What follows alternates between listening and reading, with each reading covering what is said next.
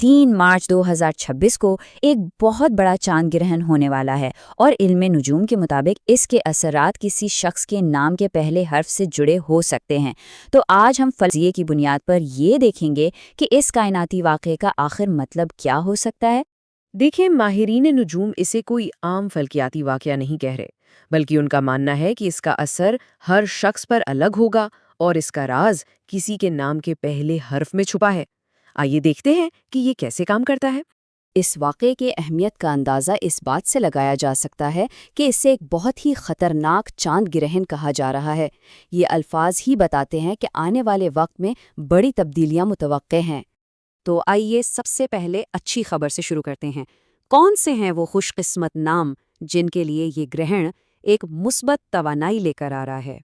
پیشین گوئی کے مطابق یہ 11 حروف تہجی ہیں جن سے شروع ہونے والے ناموں کے لیے یہ گرہن خوش قسمتی کا پیغام لا سکتا ہے۔ اگر کسی کا نام ان میں سے کسی ایک سے شروع ہوتا ہے تو اس کے لیے اچھی خبر ہے۔ آئیے اب ذرا تفصیلات میں جاتے ہیں۔ اے سے شروع ہونے والے ناموں کے لیے لگتا ہے کہ مشکل وقت ختم ہو رہا ہے، خاص طور پر مالی معاملات میں۔ ای والوں کے لیے خاندانی معاملات اور جائیداد کی خریداری کے لیے یہ بہترین وقت ہے۔ ایف والوں کو اچانک مالی فائدے اور جی والوں کو نئے مواقع ملنے کی امید ہے۔ اور یہ سلسلہ آگے بھی بڑھتا ہے۔ ایچ والوں کو نئے منصوبے شروع کرنے کا مشورہ دیا گیا ہے اور جے والوں کے لیے اچھی بات چیت کامیابی کی کنجی ہوگی۔ پی نام والوں کو ایک اہم شراکت داری مل سکتی ہے، جبکہ کیوں والوں کے خاندانی مسائل حل ہونے کی پوری امید ہے۔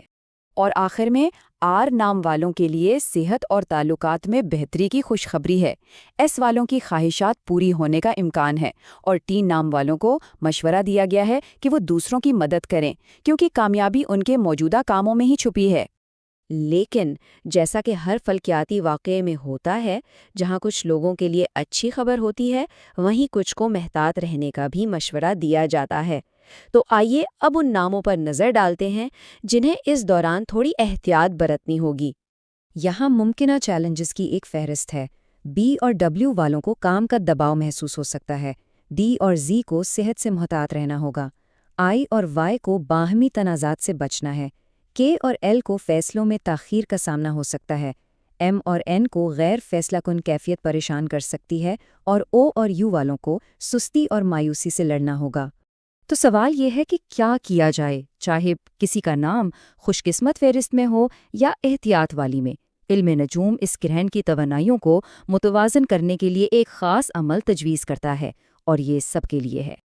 یہ ایک سادہ لیکن بہت طاقتور 3 قدمی عمل ہے۔ اس میں رمضان کے مقدس مہینے میں پانی پر ایک خاص دعا پڑھ کر اسے روزہ افطار کرنے والوں کو عطیہ کرنا شامل ہے۔